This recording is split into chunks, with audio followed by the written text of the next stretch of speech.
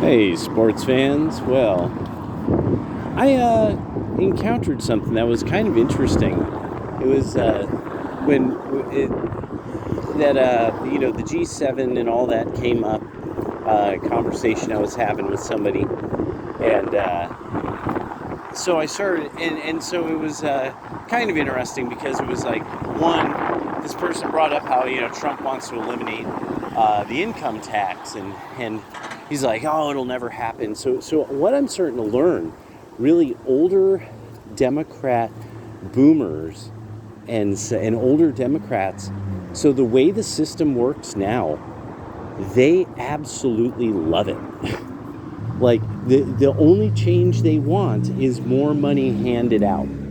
That more amenities. That's fundamentally what it is. That the wealthy should be paying for a greater amount of amenities. That's the way that I'm starting to perceive kind of how complex their understanding of things really are. So something came up that was I found kind of fascinating was this. Oh, that's kind of cool. Piaggio. That's what that the symbol on that was. It's a brand of scooters from Italy. Highly recommend. Except they're hard to maintain, but they're beautiful, absolutely beautiful scooters. The vintage ones. Anyway, so something I found rather fascinating was that this person fundamentally didn't like when I was like, yeah, and Putin, the petrodollar kind of ended, didn't really mean a whole lot. Found out that he wasn't really that aware, and I mean, this was somebody who they read the news pretty much every day, not really aware of what the petrodollar really is, didn't understand the significance of it. So, and this is something that's come up a lot. The role that Saudi Arabia played, and the whole idea of that fundamentally the Bush family, British, French, the Western allies after World War II made a deal with the Wahhabis, and made a deal with the House of Saud. And that's why, and then when it came to Nixon, that kind of cinched, whatever this arrangement was between these oil men of Texas who came from who came from New England, these Yankee oil men in Texas, who obviously are the reference when there's these oil men in Texas, blah blah blah, segregation, about school segregation. That was obviously who they're discussing. And so so I was just surprised he didn't know much about the whole petrodollar kind of arrangement with Saudi. But then I was like, okay. And then I was like, yeah, it was interesting. And then Putin kind of let it be known these are the terms that he's willing to accept.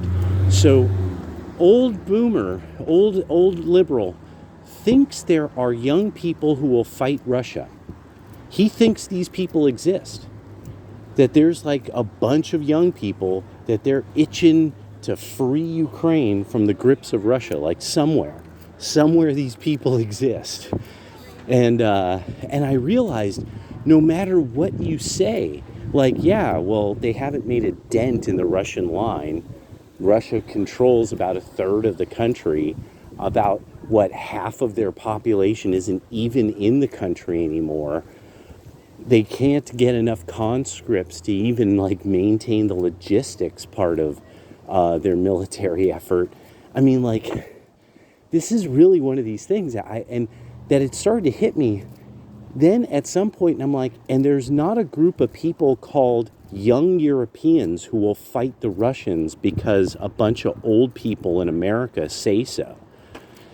And I mean, he just didn't get it. He couldn't even accept this concept. And then he couldn't put it together this is a lot like Afghanistan. And then one of those things that hit me, I should have mentioned, this is a failure like both Afghanistan and Syria. Because, and that's another one, I'm like, no Democrat will ever mention Syria. It's as if that all of that never even happened. And so more and more, I'm like finding it interesting. This sort of it's not a blind spot.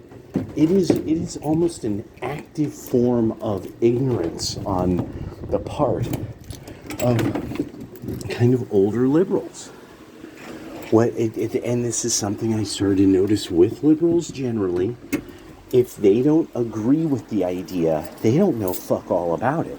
If they don't, they don't know anything about Islam. They don't know. They don't really give a fuck about, Saudi Arabia. They don't really care. It doesn't really interest them.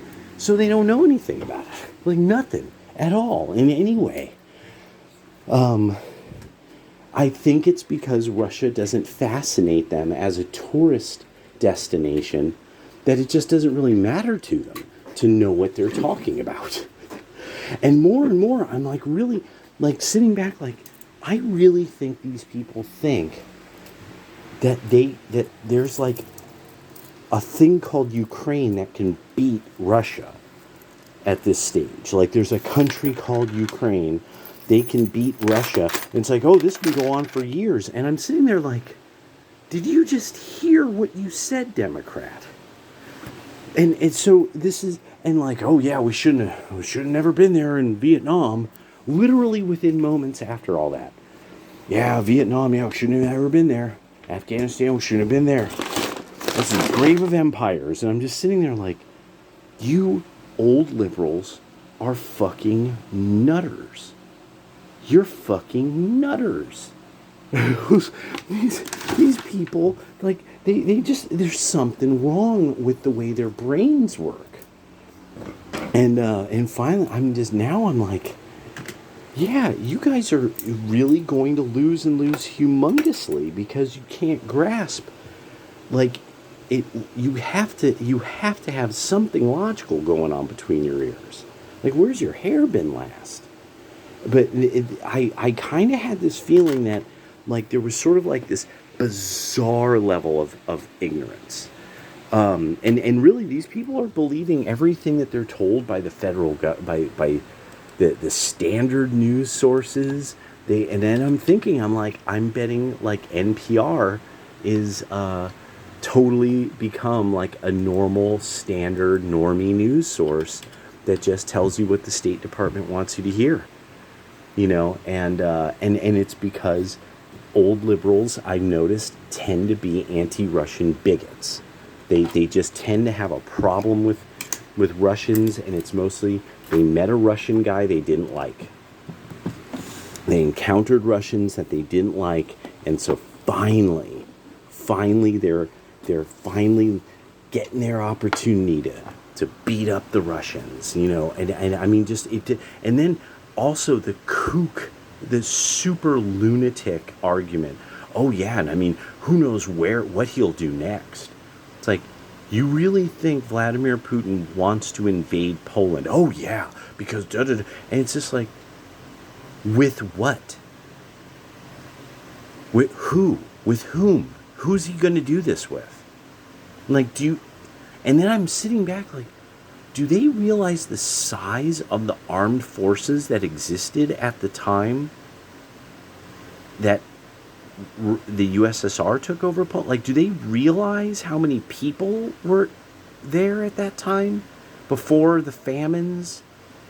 Like, this is Russia post lots of communist famine. These people, there's only so many people there. And then, why would Russia want to take over Western Europe when almost the whole country's empty and sitting on so much mineral wealth that there isn't a number we can figure out to calculate it at the moment? It would take them almost 100 to 200 years to fill in their country to even about 10% development. And then on top of it, actually start going for like the resources to the point where it's a problem. They don't even have the population to absorb the use of the resources. I just sit back and I'm like, Where are you all getting this idea from? What is he ever? And then it hit me. He's never heard Vladimir Putin. He's never listened to one of Vladimir Putin's speeches. Like all these people, they never listen to what Vladimir Putin says. That he's like Trump in this, that he just goes and he tells you everything, and then this and that, and goes through all this history on the subject, and da da da da da. It's actually really awesome when you experience it. And I'm just sitting back and I'm like, yeah, Putin's gonna win. He's absolutely gonna win. I mean, if this is the brain power that we're dealing with, that's on the left of center and thinking, oh yeah, things are going to maintain. Oh yeah, because like with who's supposed to fight these people? Who's supposed to engage in all this warfare? Is it what we're going to start using like robots on them? And then it's the thing of, yeah, and they're not paying attention to the petrodollar. Living completely in a fantasy world, uninformed about what actually maintains the world. Like they just don't even know. It's like it's like people talking about the nuclear clock, yet not knowing what the word time means. I'm like trying to find allegories to this. That I'm just like, how don't you know what the petrodollar is, and the implications of. And then it hit me also after the BRICS thing. All these countries that have signed on, like somebody got into it. They were like, this is 80% of the species. 80% of the species, country-wise, has not only signed on to BRICS, but apparently they also are the people who consider Palestine a state. So this is going to change very, very quickly. And what's fascinating is that. So what's the left going to do when all of a sudden Russia's like, yeah, Palestine, these people should have some kind of statehood. I mean, what are these people going to do? And they're all of a sudden like, wait, Russia? Wait. Wait a second, Vlad, are you trying to fool us? Like, this is amazing. All right, what an interesting time to be alive. I'll talk to you guys soon.